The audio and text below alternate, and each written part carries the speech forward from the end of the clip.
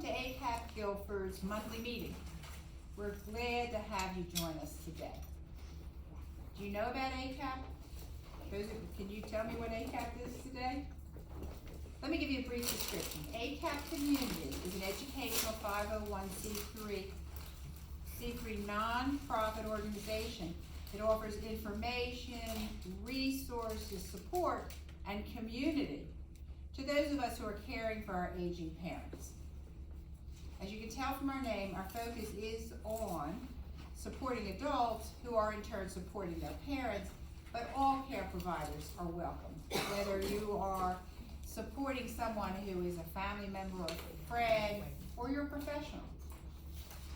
Each of our 9 ACAP chapters, which are located across the Eastern Seaboard, offers monthly programs that address issues related to aging, family dynamics, and adult-child caregiving. Presenters are experts on the topics they address, and many are or have been caregivers in their own right. ACAP Guilford meets on the 3rd Thursday of each month. We join for lunch at 11:30. You do need to RSVP ahead of time for that. And then our program will begin each month at noon. We all have all of our programs recorded, and they are available on our YouTube channel.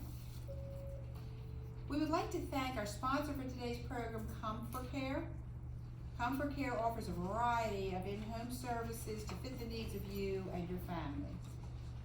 It's their goal to provide companionship and help out with everyday activities to ensure that elderly loved ones can live safely and securely.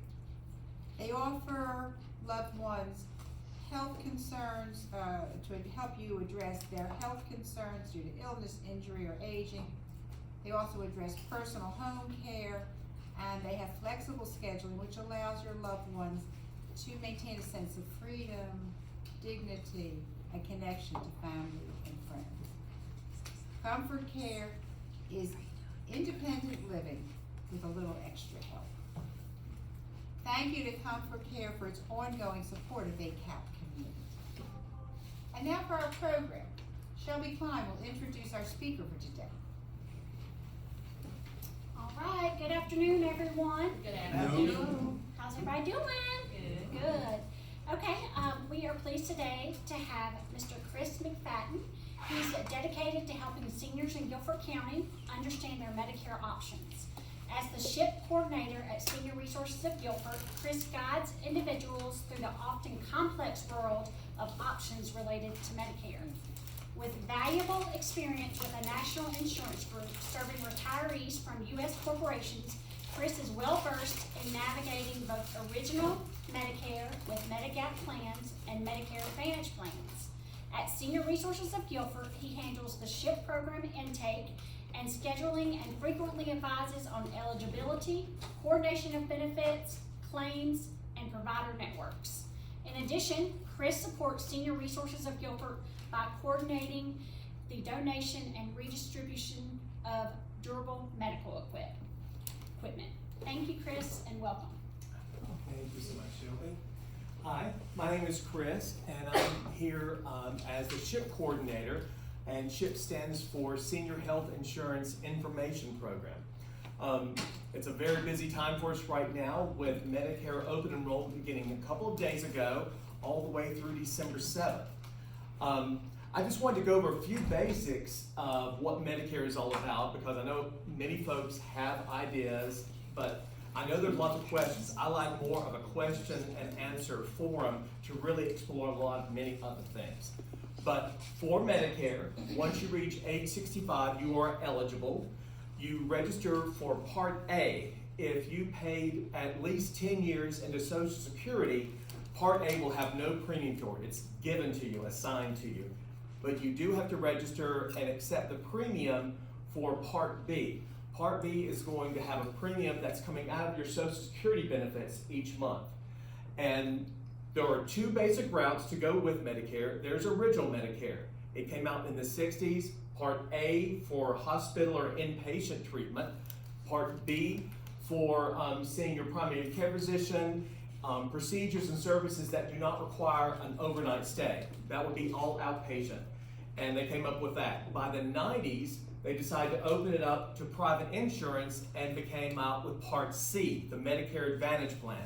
This is when private insurance companies are able to offer a Medicare Advantage plan that incorporates all the benefits of both A and B, but then they may offer extra benefits that original Medicare does not. For example, some basic common benefits of a Medicare Advantage plan include basic dental coverage, an allowance for glasses, frames, and contacts, and a hearing aid benefit. Those are all aspects that are not covered by original Medicare, and some folks are more drawn to Medicare Advantage for that. And then not quite 20 years ago, Medicare added on Part D, prescription coverage. Those who have original Medicare can sign up for a standalone Part D prescription coverage. If you do opt for Medicare Advantage, it usually includes automatically Part D coverage. Then you have various supplemental or Medigap plans that help fill in the gaps with original Medicare. The Medigap plans are not eligible with a Medicare Advantage. It's already seen as one whole plan of itself. Any folks in here who are nearing retirement age, and you have questions about Medicare, what to do, when, and how to do it. You basically, when you turn 65 and you choose to retire, not work past 65, you're going to register with Social Security, going on the website or even calling them to say you're registering for Medicare Part B. You've got basically 3 months before your 65th birthday and up to 3 months after for the initial period. Again, this is delayed if you choose to work past retirement age. But once you have registered for Part B, you are in the Medicare.gov database. And with SHIIP, what we do is we help anyone who's about to enter Medicare, or those who have Medicare Advantage plans, or those who have original Medicare with standalone prescription, look at their options. For example, if you have a certain Medicare Advantage plan, you've used it for several years, but you want to see what else is out there.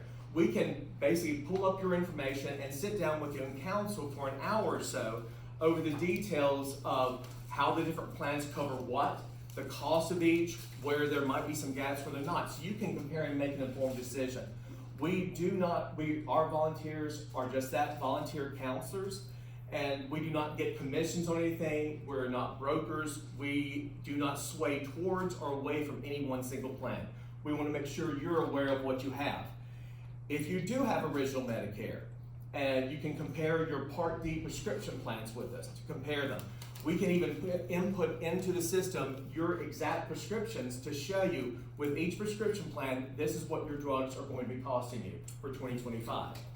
If it's a Medicare Advantage plan, we show you again, compare the benefits, and again, the details on the prescription coverage as well. Many folks who have original Medicare do also opt for a Medigap plan. These Medigaps are designed to sort of fill in the gaps for what Parts A and B do not cover for some. Right now, the most comprehensive of these plans, to a degree, is Part G. It does assist with your cost share for Parts A and B, and your deductible for Part A, but not the deductible for Part B. That's still something that you're always going to have that premium for Part B, unless you have one of our a dual eligible special plan of both Medicare and Medicaid. Typically, Medicaid will take care of your Part B premium, taking care of that for you. Now, when you come and sit with us after we get the information, it's just a matter of giving you all that information so you can make an informed choice. Many folks just want to know what their options are, and we want to make sure they're aware of them. Certain things stick out, such as the Medigap plans. Any private insurer that covers any Medigap plan, they are literally the same coverage for anyone who offers it. The only difference is going to be the premium.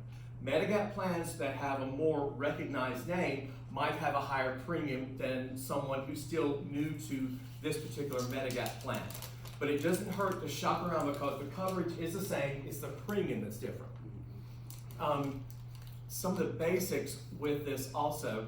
Now, if you choose to work past retirement, that's not a problem. You would again notify senior Social Security notifies Social Security when you're ready to retire, when it's out X what date, etc. Because you don't want to go without coverage.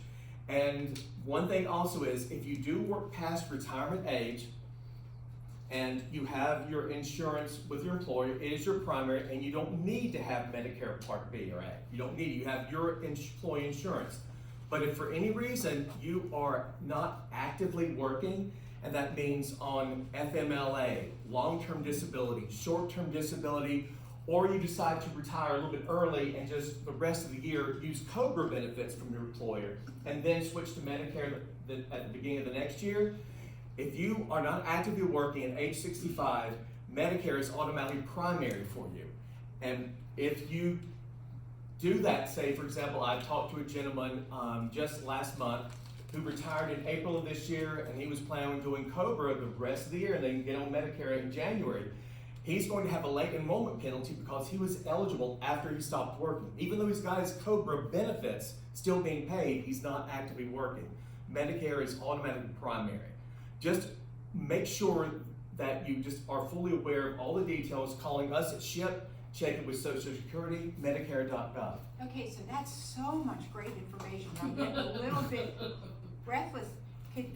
So am I understanding that first you hit 65, you become eligible, and then that's when you are concerned about being signed up, not using COBRA? I'm not sure. So what's the first step here? You have to be a certain age before you 65, at age 65. And You then- can choose to work past age, to still remain not retire, and work past 65 if you want to. So why would this gentleman have thought he should use COBRA if he was 65? Because he was under the impression, well, I don't need Medicare, I've still got my COBRA benefits from my employer. And that is great, that's good that you have those, but unfortunately, and it's not an insurance issue or a particular insurance company, it's Medicare. Once you are age eligible and you stop working, not actively working, Medicare is primary for you, period.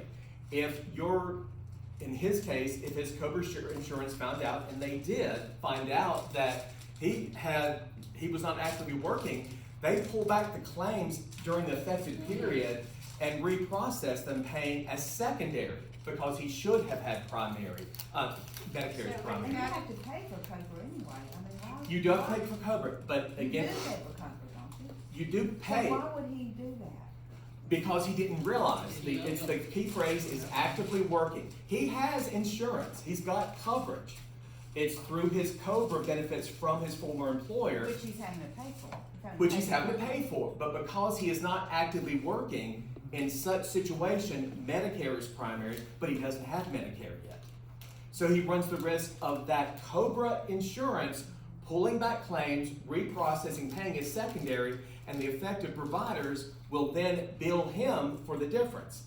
And yes. So the concern here is realizing that at 65, things change. COBRA would have worked before, it's not gonna work now because he's eligible for Medicare, is that correct? Correct, yes, you cannot, if you are not actively working and you're 65, Medicare is primary for you. Even though you have COBRA coverage and insurance coverage, it's not considered primary.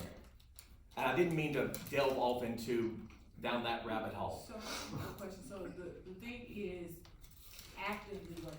Mhm. I think that's the key word. Actively You working. could be 65, actively working, and then your other your insurance from your job is primary. isn't it? Your insurance from your job is primary if you are actively working. Again, the not actively working means on COBRA for any reason, not actively working, FMLA, or short-term disability or long-term disability. I have seen situations where someone was on long-term disability for 9 months, they came back to work and it was great, but that insurance found out about those 9 months. They pulled those claims back, reprocessed a secondary, and the doctors billed him because he had spent so long past age 65 not actively working. It's not automatic that someone's gonna find it, but someone can, is the point. And if they do find it, they have to go back and reprocess claims accordingly. And then the doctors come looking for you. And the one thing I want to stress is, for when it comes to your Medicare coverage, if you have original Medicare and a standalone prescription plan, and a Medigap plan. That standalone prescription and the Medigap are both going to be governed by private insurance companies. If you have a Medicare Advantage plan, all of it, including your A and B, is all managed by that company, that entity. The main thing I really want to stress more than anything else is be aware of your account. This day and age, with technology as it is, there is so much information at your disposal with your account with an insurance company. And for those folks who aren't comfortable navigating, that's when, really push to have a family member, a trusted friend, neighbor, someone who can assist them understanding what their account is and what the benefits are. For those who are in a Medicare Advantage plan now and you're typically planning on letting it re-enroll for next year, you've already received your annual notice of change from the insurance company, letting you know, okay, here's what's different for next year. And it's usually just a few little things, rarely anything that major, but they have to let you know of it, be aware of it. When you start your plan and you're looking at changing plans, look at the details of what the maximum out-of-pocket is, the deductible, because the deductible is what the plan says you're responsible for before the plan starts in it. Not every benefit is going to apply towards deductible. Some automatically get paid without benefit deductible, but deductible is a factor for many. Be aware of that. Understand what it's going to be for you if you go see your primary care physician or you see a specialist. Minor diagnostic, lab work. Everyone has lab work done. Understand what that benefit is and what your responsibility is and how you have to pay. Try not to let things surprise you. And if there's suddenly a procedure your doctor wants to do, such as an MRI on your knee, that is a major diagnostic, ask them what the benefit is, ask for a procedure code that they have for you. So you can literally use your account information online to get a solid estimate, not an exact price, but a solid estimate. And when you're curious about making sure you understand something in your plan right, call customer service, the member ID on the back of your card. That customer service number to make sure they see what you see so you're clear with it and you don't get surprises. Too often people have certain procedures they had done previously with another insurance and assume it's going to be the same. Don't ever assume it's the same. Look to see how it's covered. That's the main thing I want to stress May I with that. ask you this? This is kind of totally changing the track. So That's fine. there's Social Security and there's Medicare. Mm-hmm. And so if I want to work to 67, maybe even 70, so I need to, so I guess one of the things I'm trying to get straight in my mind is, are they joined at the hip? Like if I wanted to work to 70, so my benefit's higher, or say I get to, 67, I know that I've gotten a little, statement that says you'll get this much versus that much. I guess what I'm asking is, I would sign up for Medicare, or I should wait until I retire to sign up for Medicare. That's what's confusing to me. You see what I'm saying? Because if I want to, because there are a couple of schools of thought. One says you don't know how long you're going to live, you should go ahead and sign up when you can, and others say no, there's this X number of dollars difference that you make more the longer that you work. Right. But I'm trying to get in my mind that understanding and then Medicare. Are they together? Medicare together with Social Security. Like if I wanted to continue to work to 67 or 70, I'm gonna wait to sign up for Medicare? You can. Many Right. people, you do not have That's to. what If I'm you are saying. actively working, you don't have to sign up for Medicare at 65. You can if you want to.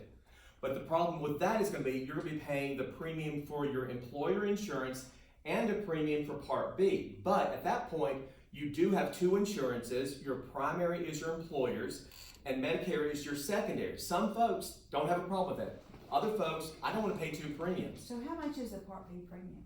Like Right now, in a it's traditional? $174.40 or something. So it's In 175. Well, in January, it will be $185. So it's $185 a month for Part B premium. Yes. Okay. Right. And again, you may have situations where your employer or primary insurance will pay first, And then the doctors can submit to Medicare to see if it will pay anything else. Usually it does not in general, but there may be, depending on the employer insurance you have, things that the Medicare, the secondary, will pay. Some folks don't mind paying for two insurance because they're in situations, they've done their research, it does help them to have two. Others don't want that second premium, so they hold off on registering for Part B because they have primary coverage with their employer.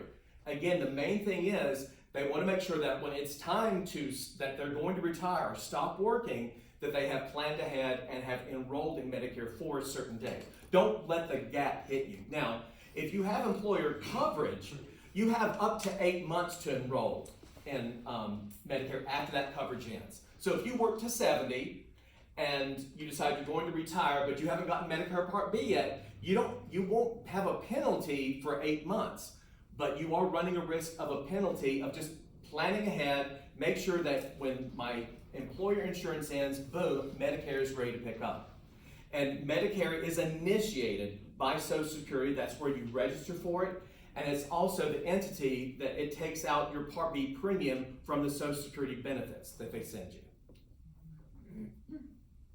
What other similar What I really like to do mainly is have people ask questions about all kinds of things, and then I try to broaden it out to relate to everyone. Okay.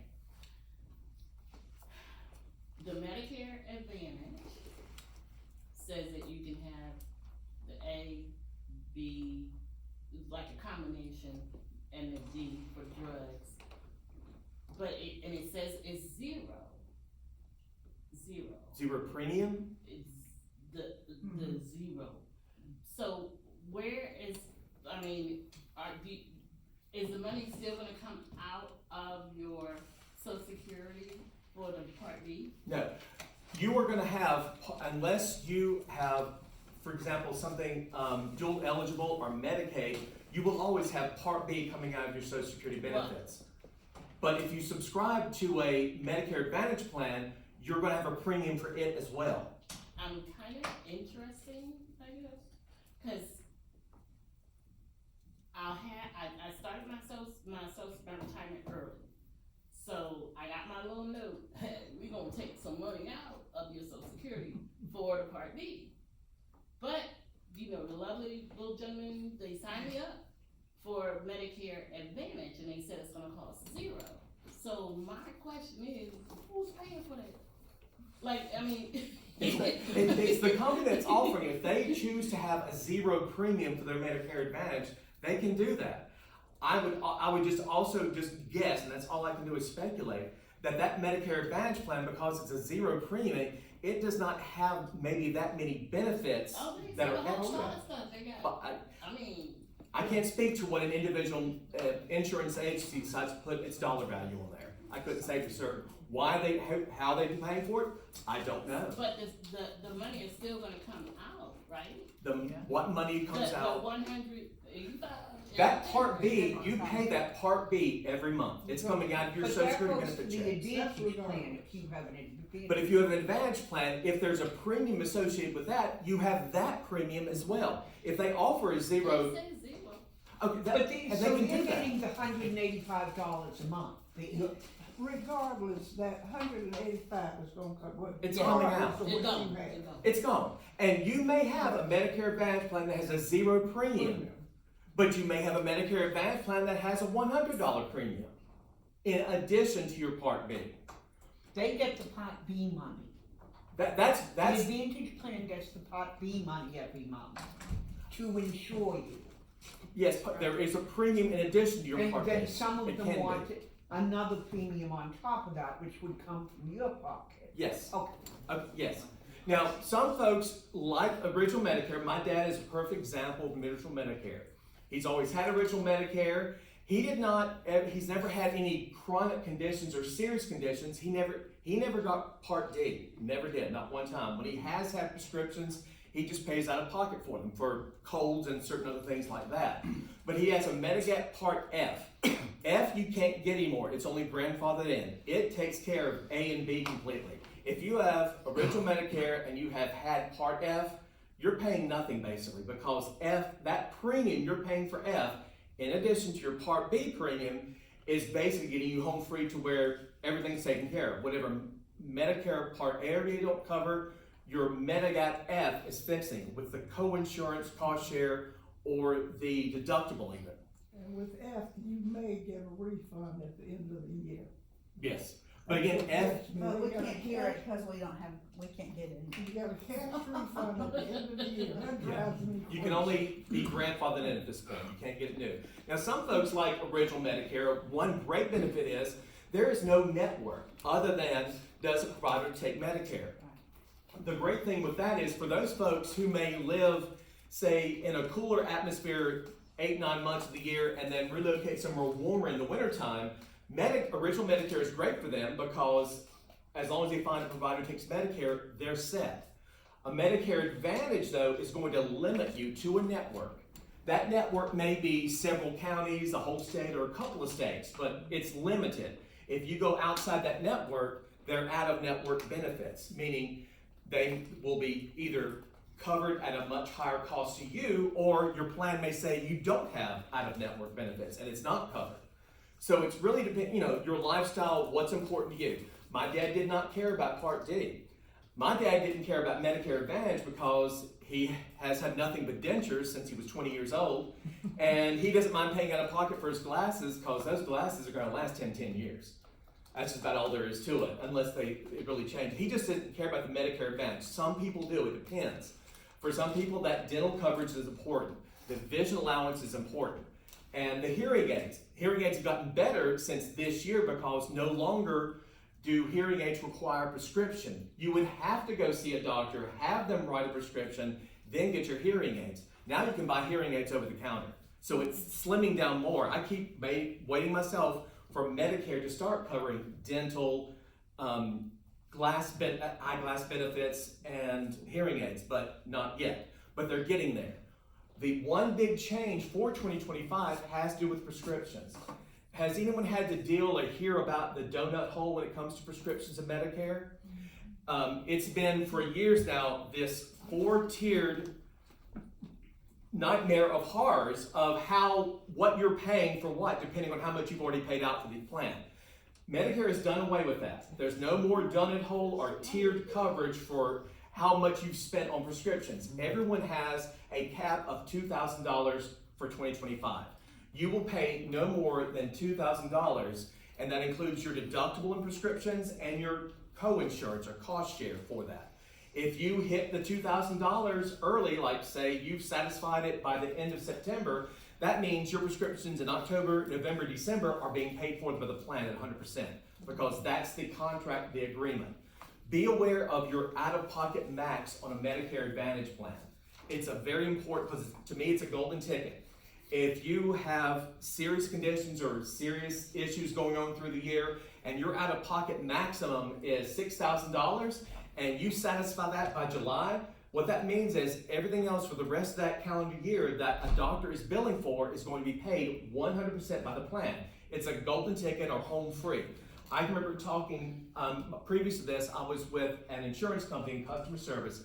I would talk to folks in October, oh my gosh, you hit your out-of-pocket last month. Have your doctors talked to you about, we'd like to do this study, we'd like to run these tests, we'd like to do this, but it's not urgent, but it's just a good idea, but of course it costs money. Once you have that out-of-pocket maximum satisfied, if you do, everything else is going to be paid for 100% by the plan. So just be aware of your out-of-pocket maximum as well as your deductible at the beginning of the year. And help your parents understand what their plans are. My dad can access his Part F okay, but he doesn't really understand it.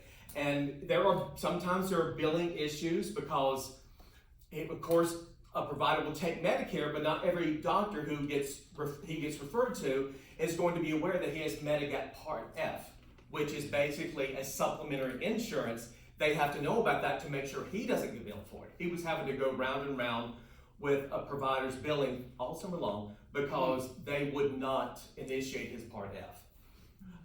Coordination of benefits can be a hassle. If you got just Medicare, you're fine, but you may have retiree benefits from your previous employer. Those would be secondary to Medicare. You might have TRICARE or VA benefits from having served in the military. Those are going to be the same kind of situation. Sorry about that. What other questions are coming to mind as I'm bringing up things? And I don't mean to take over, so Robbie, if y'all have questions, jump in. So my understanding is Medicare and Social, Security are tied. So Yes. maybe you sign up for one, you sign up for the other. So, but I've also understood that you can work a certain amount. I've read different stuff. One thing says you can work a certain amount, but you'll be penalized for your income if you're working and drawing Social Security. Can you talk about that, and do you Yes. know what the cap is, and what's that like? It depends on your situation. I took early retirement myself this year at age 62, and so I can make X amount of dollars. They inform me this is how much you can make, and it won't hurt your benefits you're drawing. So I have to keep aware of that, and it's not an exact figure for everybody. It's not cookie cutter. It's going to be tailored to what you've earned in the past, and again, how early you're taking that. So I could call the Social Security folks and say, if this is my and so is it based on what my income is when I retire? Mm-hmm. And then they're gonna say, you can earn X amount, so I would call them. You could call If them. in 3 or 4 or 5 years, I say, oh my God, I've had enough of the work life, then I can call and say, they'll tell me you can earn up to X amount. Yes, you can also, I believe, go on the website, and there are tools to help you estimate, to get an idea of what that is. But definitely by calling to get, in my situation, they can pull up your information and help advise you where that is if you wish to do that benefit. Of course, you're cutting your potential benefit draw down Yes. somewhat because of early Yes. retirement. Yes. But it's really what you're going Yes. for your lifestyle, and what can you afford. Right. What Okay. about the state buy-in? State buy-in? I'm not sure what you mean. Oh, that's apparently between Medicaid and Medicare that they will reimburse you for the Part B.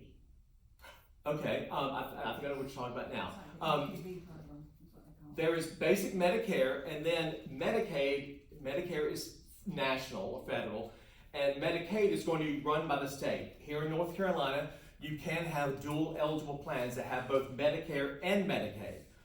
They're called dual eligible special needs, I believe, many of them. And one of the benefits of those is, in those situations, because you have Medicaid, it takes care of your Part B. It pays that. You have that, that's part of the benefit of that. And you generally pay nothing for your prescriptions.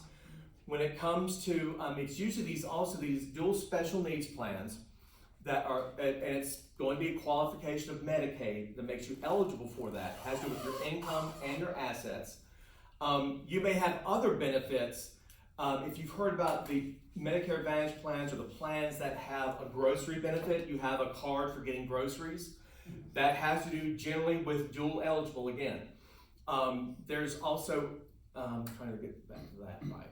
Okay, dual eligible, that they also have transportation benefits. In other words, they can provide transportation to and from doctor's appointments and pharmacies. But also, please keep in mind, as someone who's worked with those clients who were dual eligible, those transportation benefits, the person who actually comes to pick you up, it is like 3 or 4 contractors down. It's not a company overseeing your transportation. It's sub.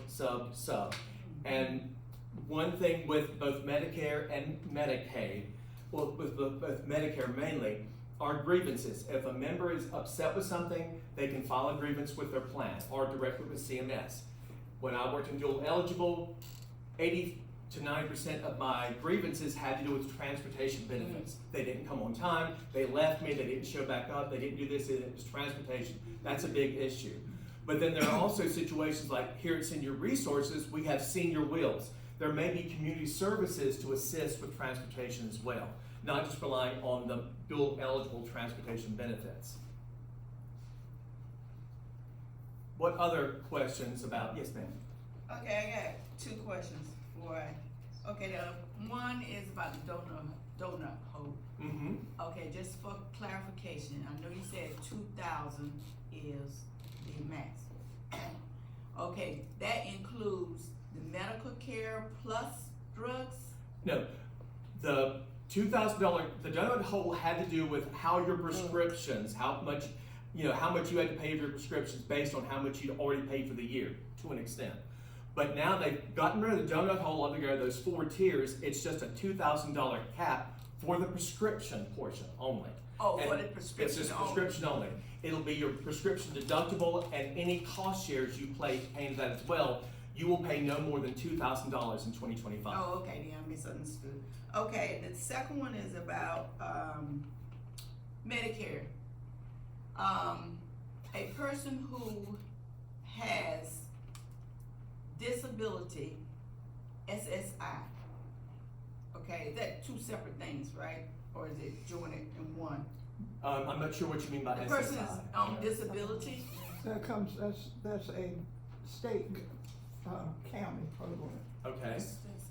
Gold check, I believe they that's just call it. because, Yeah, and the reason why I say that is something because with case, we have people that have Medicare only, then we have people that have Medicaid, disability, SSI. okay, SSI is Medicaid, Most of the time, it's a disability, so SSI is if the state has deemed you to be disabled, so you get SSI. okay, okay. And that's your That's benefit. benefits. That's your benefit? Yes. Oh, okay, okay. So when you get SSI. Unfortunately, and I do apologize, with SHIIP, we're affiliated with the North Carolina Department of Insurance. We have Medicare training. I have tried working with social services to get Medicaid training, but so I can speak like this. I do not know. Oh, Medicaid, when okay. it comes to Medicaid and TRICARE, I have to refer you to the VA or to Social Services, North Carolina. Wait, this is regarding to Medicare though. But Medicare, I can Still speak don't. to. If you're asking Yeah, I'm SSI. asking you, it's related with that. Go ahead. Okay. Okay, this is my question. My question is, if a person is on SSI and they initially get it, my question is they automatic set into Medicare, or do they have to wait till they get It's a- 60? It's a different pot of money. It's It's a social- different They part, have to wait 65 and SSI. then apply for You can- medical care. You can be, with SSI, you can be less than 65 and get SSI. Right, I understand that. So, but when they hit 65, that is when Medicare kicks in. That's when your Medicare kicks in at 65. So you can Okay. be like It converts to 55, a 45, 25, whatever, and have SSI. And then when 65 comes, that's when the Medicare kicks in. And that's when it goes back to the premium, where if you have Medicaid and Medicare, Medicaid is gonna take care of that premium, which goes back into your benefits for your Medicare. So SSI, it's so totally different. Not saying he don't know what he's talking about. Right. it's just so I'm just totally curious different. about that, because the person had told me they have SSI, and this person is under 62, Okay. and they Right. said they have Medicare. So that's why I So was. they're they- disabled, now, they're probably depending social on- services. There's Depending another on, another thing. Yeah. Oh, okay. depending on what type of disability you have, I'm not gonna say it's rare, but depending on what type of disability you have, you can have Medicare. Okay, that's all But I it need to all know. depends on the disability that you have. Okay, that answers my question. You Thank can, you. Sure. You can have Medicare early due to disability before age 65, and it's not a problem. After the age of everything's 84. Or fine with that. kidney failure, renal patients. That's ESRD is one. Yes. But you can have Medicare due to disability and not be 65, and then once you turn 65, you can then stick with original Medicare, which is what you have to an extent, or switch to a Medicare Advantage plan. You can have state, and I'm going to speak to North Carolina, state Medicaid. You can have Medicaid at age 60, and then when you're turning 65, they're going to be letting you know you need to enroll in Medicare. You can have original Medicare, or you can enroll in a dual special needs plan that is both Medicare and Medicaid. The Medicare.gov database will show you everything you're eligible for. Sometimes the plan will end. Or if those who have dual eligible, they have Medicare and Medicaid, and they're 70 years old, it may be suddenly because of a sudden inheritance or something, they no longer qualify for Medicaid. They will be dropped into original Medicare unless they sign into a special Medicare Advantage plan. I'm doing with a lot of folks right now that in the past 3 months they have lost their Medicaid, and they are really lost because it's like, no, Medicaid's gone, you don't qualify anymore, this is what you have to choose from, and this is what your costs are going to be. And it is a hard pill to swallow. I've got a couple questions. Mm-hmm. So you said at the beginning, somebody has to work 10 years, to be able to not pay the premium for Part A, right? Right. Is that 10 years full-time? Well, 40 quarters of, or 10 years of contributing to Social Security. For example, there's one lady, she immigrated to the United States at age 65. And she's upset that she has to pay for Part A. She contributed to a similar type of situation in her home in Switzerland, but she's chosen to come here to be near her family. She's very upset that she has a Part A premium. It's because she never paid into Social Security. And what are those Part A premiums like? They can be, I think hers is around 600. A year. And it's just like, if my dad chose to never enroll in Part D prescription.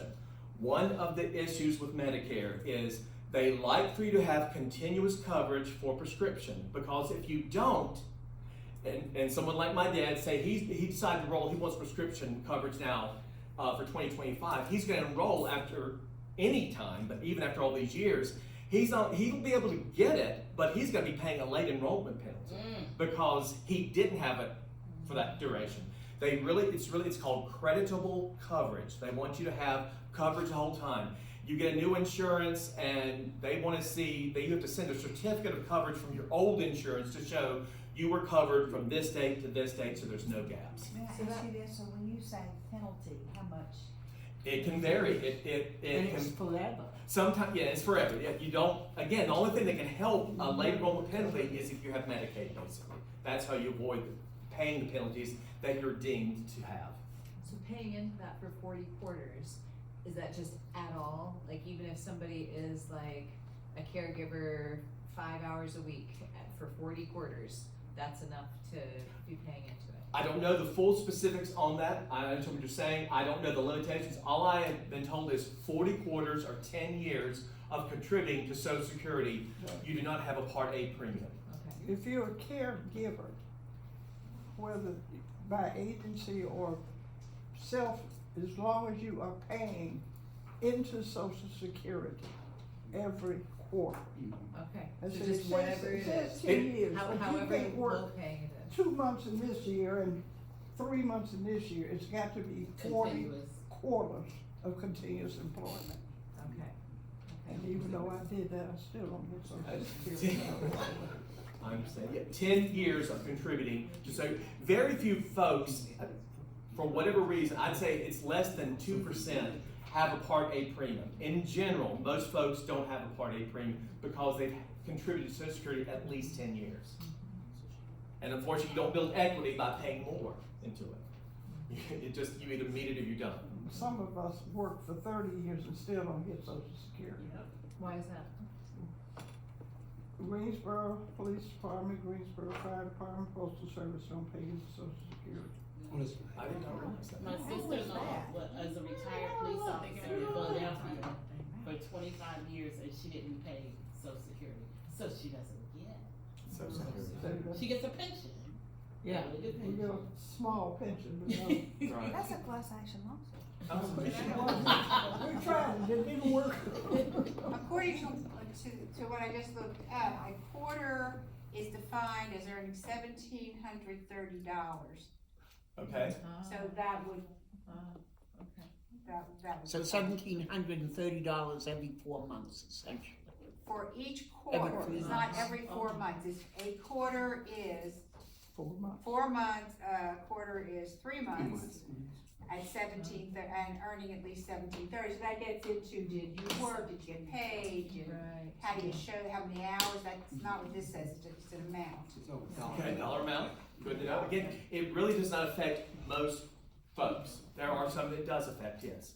So if you have, I'm just not thinking hypothetically, if you have an elderly woman who was a homemaker and her husband worked and she was the stay-at-home spouse, and then he passes, aside from her $225, can she draw She gets from his Social his, Security. she would draw his Social Security benefit? She gets his. Okay.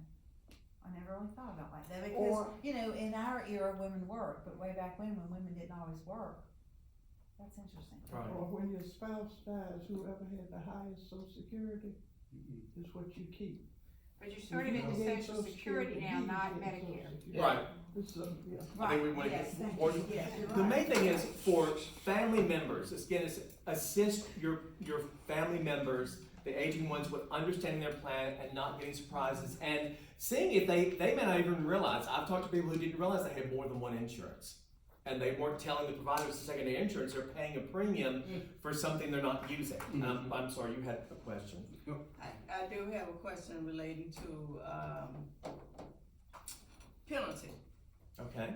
Okay, now, the way you explain it, your father had insurance and supplement all along, right? He's had original Medicare and a supplement, yes. But he didn't have a drug plan. So because he don't have a drug plan and he wants one now, he's gonna be penalized for not. But- So my confusion is, he got medical coverage, so Social Security, Medicare is gonna punish him because he got partial? Medicare Yep. Medicare is going to punish it because you need to have creditable coverage, continuous coverage. If you can drop and not have Part D anymore. There's no law against that. So you gotta have a combination of. But if you decide to go back, if you have dropped it for all and go into it, you're gonna have a late enrollment penalty because you didn't have creditable coverage the whole time. Medicare wants you, if you're gonna have prescription, you need to have it the whole time. If you interrupt it and go back into it, there's going to be a penalty. So what is that as far as Medicare? Like if you got original Medicare and then you're gonna drop your original Medicare and you go to a Advantage plan. You could go to a Advantage plan. Okay, now if you come back later on and say, I want to drop my Medicare Advantage and go back to original Medicare, can You you? can do that, you can do that. But the main thing is, if you drop original Medicare and you go to a Medicare Advantage plan, odds are your Medicare Advantage does have prescription. And so you've got continuous coverage for that. And there are folks who have had Medicare Advantage for some time, and now they just want to go to original Medicare because if they don't have, it's that Medicare Advantage, the benefits of that plan, there are perks to it. And there are some Medicare Advantage plans will have special coverage when it comes to cancer-related issues. That each Medicare Advantage plan can offer different things that are of interest to someone for one particular reason. For my dad, fairly healthy, no conditions, he's always been happy with original Medicare. So, okay, so if you got original Medicare, you gotta get a Part D. Yes. If you want prescription coverage, you Right, have right, to. that's what I'm saying, I'm just clarifying. Yes. So you got to have original Medicare plus a Part D to cover your drugs. Yes. I got you, so it's all, okay, I Yeah. got you. But my dad was very fortunate, he's had to pay for prescriptions, but it's out of pocket because it's infrequent. Okay, they make it sound so good. How do you get documentation of creditable coverage? It's from your previous insurance. You can get it from them. They can. It's a letter of credit of certificate of coverage that shows you had this plan from this date to this date, and you can request it and they can send it to you. Quite often, there are some employers that require the certificate of coverage for your current plan. That's something you can access yourself on the web your plan's website. Things like that. There's a lot of information at your fingertips. I don't want to, unless people want to talk about prior authorizations, one of the difference between Medicare and Medicare Advantage is if you have original Medicare and your doctor says, let's do an MRI on your knee, they can do it.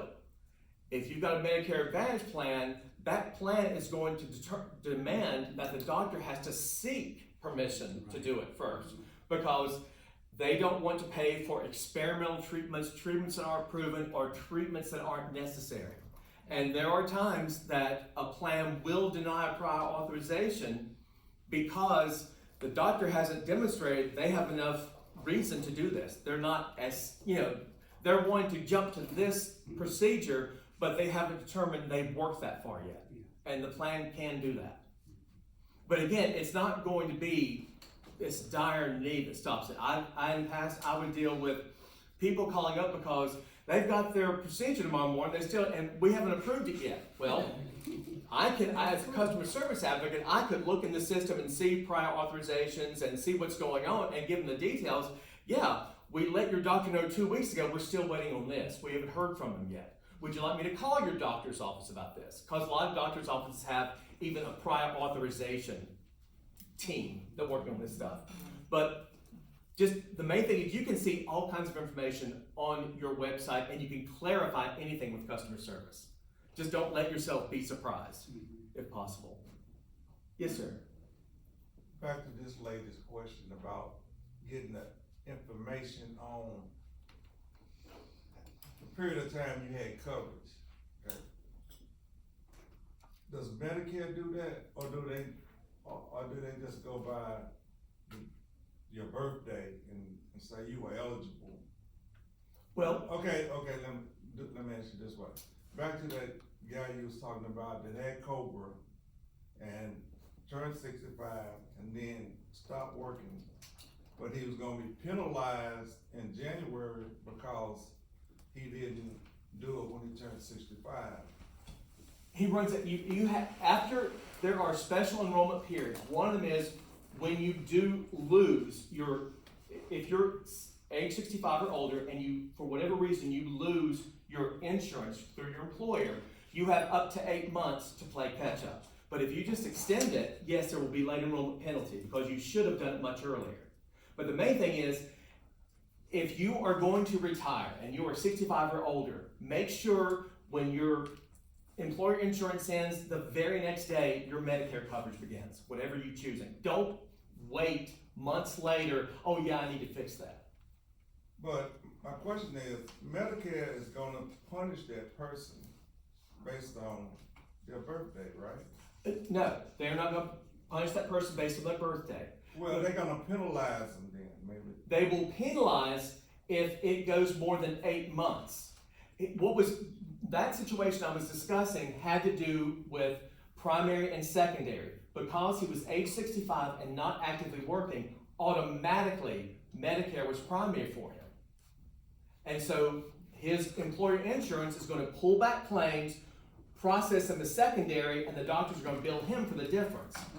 But when you do end your employment, you have 8 months before you have to take Medicare, but then you will be penalized. But you won't be penalized, but you're basically not having your primary coverage if you do that. There are folks who move from one state to another and still assume their old insurance is good for them. And they find out and then they're up in arms, because if you have a life-changing event, you decide to work past 65, you retire at age 70, that's a life-changing event. You've got 8 months to decide to get Medicare. Most people, ideally, you want to have it ready to go as soon as you're done with your employer insurance. But there are penalties, but there are those people who don't get the coverage because they don't go to the doctor that much. And they had no coverage, and so they're going to be penalized for Part B because they should have registered 2 years ago, and they're trying to do it now. Yes, that's going to be a late enrollment penalty. But again, if you are working past age 65, you have 8 months when you retire to get Medicare, but before there's a penalty, but you really want to get it anyway. Does that make sense? No, so it doesn't matter, like now you just added 10 years, but so it doesn't matter if you do it 9 months after you became eligible at 65 or 2 years or 3 years, you're gonna get penalized based on when you put What penalty are you talking about specifically? That's what I'm not following. The Medicare penalty. For late enrollment. Late enrollment, yeah. Again, if you work past 65 and you retire at age 70, you have 8 months to get Medicare. If you wait 6 months, there's no late enrollment penalty. If you go beyond that 8 months, there's going to be a late enrollment penalty. Is there more of a penalty the longer you wait? Yes, it goes up. Is that your question? Yeah, that's, So But if you really- wait 5 years, Yeah, you that's pay a what lot more Oh, penalty. yeah. My dad, if he decided to get prescription coverage for next year, he's going to be sorry. It's going to hurt a lot for him because it's been, 20 some years, not 30 or so. So it depends on the situation. Okay, and the final question is, does Medicare inform you as you approach 65 that that's the case? Yeah, you're getting all, if nothing else, just the advertisements from all these places, that these plans that want you to enroll their Medicare Advantage plan. But yes, you do get notified from Medicare, hey, it's coming up, you need to do this. But again, it's also our own responsibility. We are our own person, we're all adults. I have been working with a couple of people who, the social worker is the main one talking to me and telling me what I need to do. It's like, you know what? I've tried calling in, I've left him messages, I've done this, I've done that. It's his choice. If he chooses not to enroll in something and it's upsetting you, I understand. But we are all our own person. We are responsible for ourselves. Just don't claim ignorance. Ask somebody questions. Call me, and again, I deal primarily with getting information from clients and then assigning a counselor to speak with them and follow up with them. But I do a lot of things where I'm helping people with claims that aren't being paid right, understanding this benefit with their particular insurance, etc. It's just anything insurance I can help you with, Medicare related insurance. I'm coming to get you. Okay, I can tell. Thank you so much. This has just been so much information. We have learned so much, and I think we have some more questions. Okay. But we'll come find you. Okay, that's fine. I've also got business cards for here at, And that will probably answer my question. I was gonna say, can we call and make an Anytime. appointment? yes, Is SHIIP too busy now? we are very busy, but no, I mean, I am, If I called to just get someone to go over my insurance with me. what I do is for someone who calls about making an appointment to sit down with us, they're going to call me and I'm gonna spend about 10 minutes getting the information from you, your basic information, so I can forward it to the counselor who will contact you in 2 to 3 business days to see about scheduling an in-person appointment with you. I've already done the legwork for the information. It's just you show up and we show you what's going on. Great. But not too busy. No, I'm really big. I don't leave for the day until I've answered all emails and all voicemails. I gotta admit,